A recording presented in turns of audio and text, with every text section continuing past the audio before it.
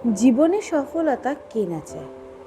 আমরা প্রত্যেকেই জীবনে সফল হতে চাই, জীবনে উন্নতি করতে চাই। কিন্তু এই সফল হতে গেলে আসলেই আমাদেরকে কোন পথ অবলম্বন করতে হবে আমরা হয়তো সেটাই জানি না।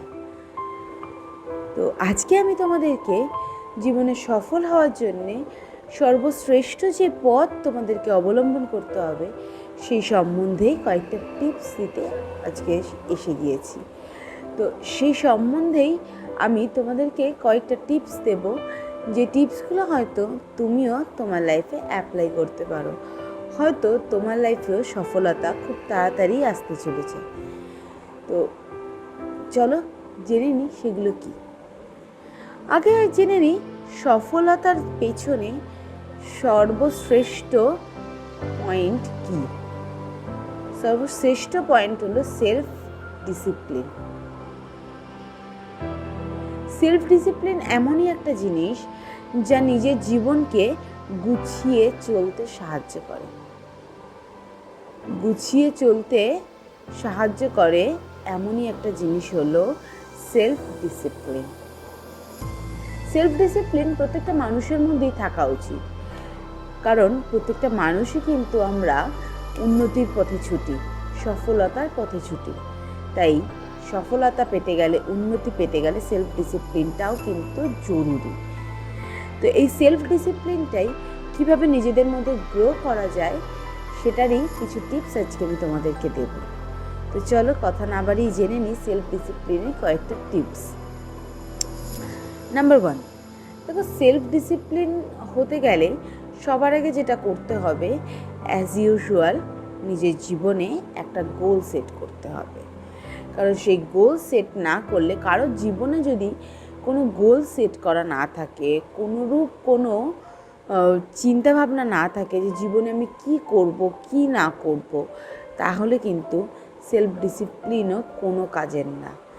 যখনই তুমি তোমার নিজের লাইফে একটা গোল সেট করে নেবে, তখনই দেখবে অটোমেটিক্যালি সেই গোল বা সেই লক্ষ্যটা পূরণ করার জন্যে নিজেরাই সেলফ ডিসিপ্লিনড হয়ে উঠেছ।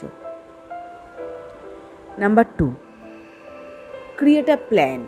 দেখো শুধুমাত্র গোল সেট করলে হবে না, সেই গোলটাকে কিভাবে অ্যাচিভ করা যায় সেইটার জন্যে তোমাকে একটা প্ল্যান করতে হবে।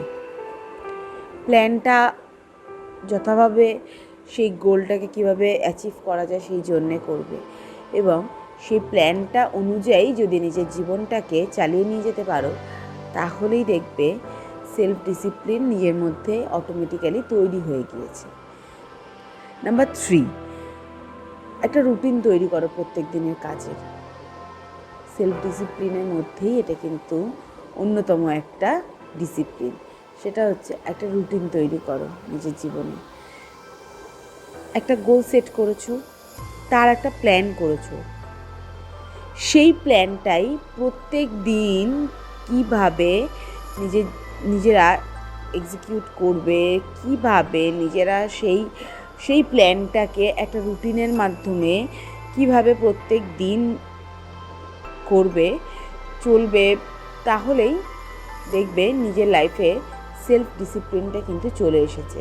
সেই প্ল্যানটা আর সারাটা দিন কীভাবে চলবে বা আমরা কীভাবে কাটাবো সারাটা দিন, সেটা যদি একটা প্ল্যানের মাধ্যমে আমি লিখে রাখি, তাহলে দেখবে নিজেদের লাইফটা একটা ডিসিপ্লিনের মধ্যে বাধা পড়ে গেছে।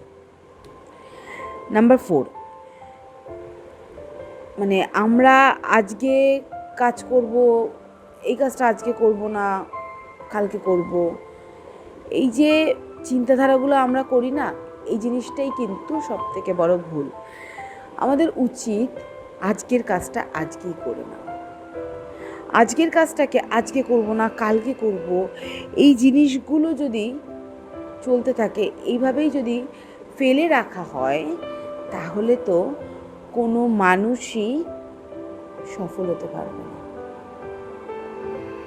কারণ আজকের কাজ যদি আজকে না হয়, সেটা যদি কালকের জন্য জমে যায়, তাহলে কালকে কি যে নতুন কাজটা তুমি পাবে, সেটা করার জন্য পর্যাপ্ত সময় তুমি কিন্তু পাবে না। তো এইভাবেই আস্তে আস্তে আস্তে আস্তে কাজের পরিমাণ তোমার বাড়তে থাকবে।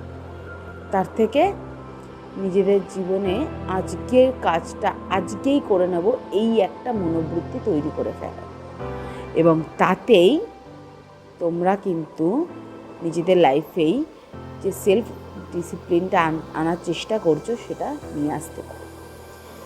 Number 5, track your progress. শুধুমাত্র প্ল্যান করা, গোল সেট করা, দেন রুটিন তৈরি করা, সেটা করলে হবে না।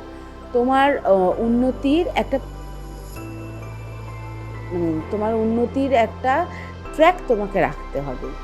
ধরো তুমি মনে করছো যে এই 1 মাস আমি এই এতগুলো টিপস ফলো করলাম, এতে আমার কি বেনিফিট হলো, আমি কি পেলাম, বা আমি কি আদতেও এই যে এতদিন ধরে রুটিন করে যে কাজ করছি তার কোনো ফল আছে? তো এই যে নেগেটিভ চিন্তাভাবনাগুলো তাহলে আসবে না যদি তুমি তোমার নিজের সব কিছু একটা ট্র্যাকে রাখো। নিজের এই রুটিন, নিজের প্ল্যান, নিজের গোল সব কিছুকে একটা ট্র্যাকে রাখো, তাহলে দেখবে নিজের লাইফে কখনোই কোনো সমস্যা আসবে না। আর এই ট্র্যাকে রাখাটাকেই কিন্তু বলে সেলফ ডিসিপ্লিন।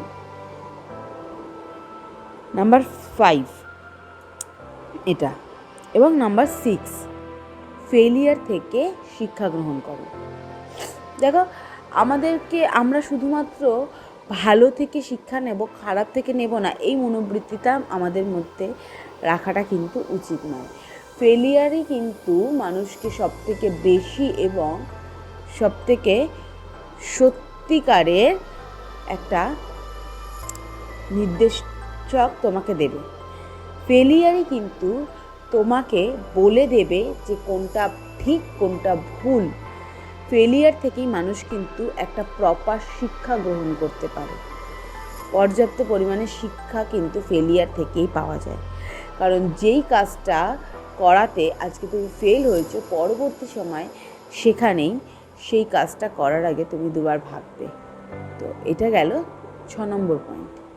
নাম্বার 7 এবং লাস্ট একটা পয়েন্ট হলো reward your self. Reward your self it means আমরা সবসময় খালি নিজেকে প্রেশার করে যাব, এটা করতেই হবে, ওটা করতেই হবে, সেটা করতেই হবে। এই যে প্রেশারটা আমরা করে যাই, এই প্রেশারটা করা চলবে না।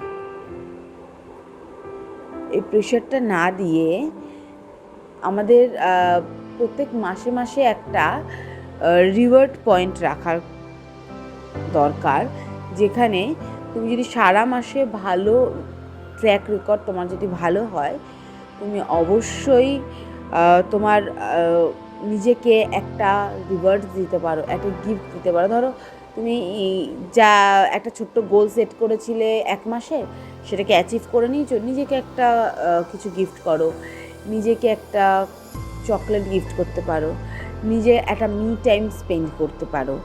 তো এই জিনিসগুলোই কিন্তু তোমাকে একজন সেলফ ডিসিপ্লিনড পারসন বলে তৈরি করে ফেলবে। এবং এই সেলফ ডিসিপ্লিন পারসন হিসেবে কিন্তু তুমি যদি তোমার লাইফটাকে গড়ে তুলতে পারো, তাহলে তোমার লাইফেও সফলতা আসবে, উন্নতি আসবেই। এটা আমি তোমাদেরকে গ্যারান্টি দিয়ে বলছি। তো আজকে ভিডিওটা কেমন লাগলো আমায় কিন্তু কমেন্টে জানাতে ভুলবে না। যদি ভালো লেগে থাকে একটা লাইক করে দিও এবং কমেন্টে জানিও কেমন লাগলো। আমার চ্যানেলে যদি এখনও নতুন হও, তাহলে আমার চ্যানেলটাকে সাবস্ক্রাইব করে দিয়ে পাশে থাকা বেল আইকনটা ক্লিক করে দিও।